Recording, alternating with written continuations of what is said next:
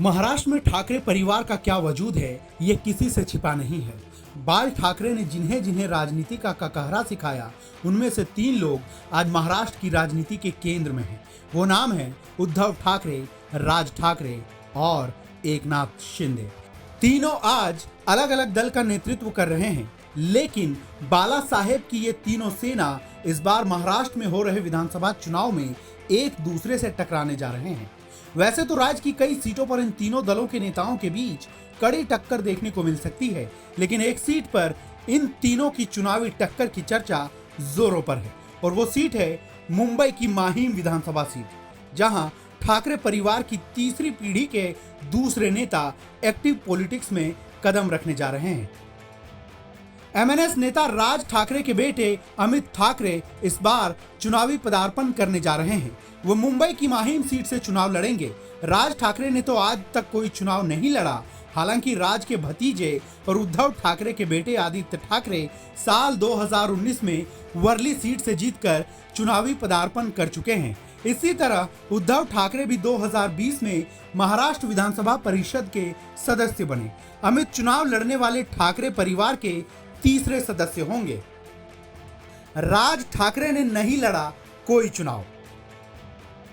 बता दें कि अमित ठाकरे परिवार से चुनाव लड़ने वाले दूसरे व्यक्ति होंगे। उनके पिता और एमएनएस प्रमुख राज ठाकरे ने अब तक कोई चुनाव नहीं लड़ा है। ऐसे में अगर माहिम सीट से अमित ठाकरे चुनाव लड़ते हैं तो मुकाबला त्रिकोणीय हो जाएगा। इस सीट से मौजूदा विधायक सदा सरवणकर हैं, जो शिवसेना शिंदे गुट से इस बार चुनावी मैदान में हैं, और शिवसेना यूबीटी से महेश सावंत के नाम का ऐलान किया गया है। वर्ली में भी दिया उम्मीदवार। इधर राज ठाकरे ने संदीप देशपांडे को वर्ली से उम्मीदवार घोषित किया है, जो कि आदित्य ठाकरे का चुनाव क्षेत्र है। आदित्य ठाकरे राज्य के पूर्व सीएम उद्धव ठाकरे के बेटे हैं।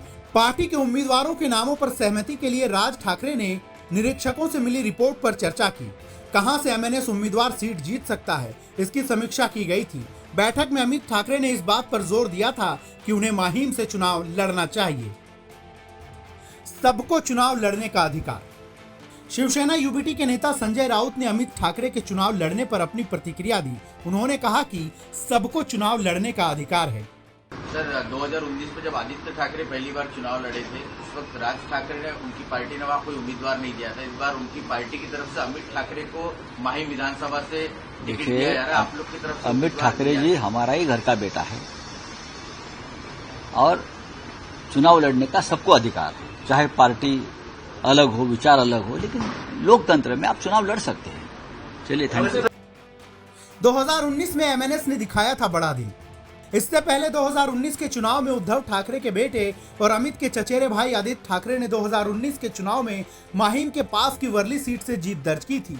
सीएम बनने के बाद उद्धव ठाकरे विधान परिषद के जरिए विधानमंडल पहुंचे थे। उस समय राज ठाकरे ने 2019 के चुनाव में आदित्य ठाकरे को बिना शर्त समर्थन दिया था और उनके खिलाफ कोई कैंडिडेट नहीं दिया था।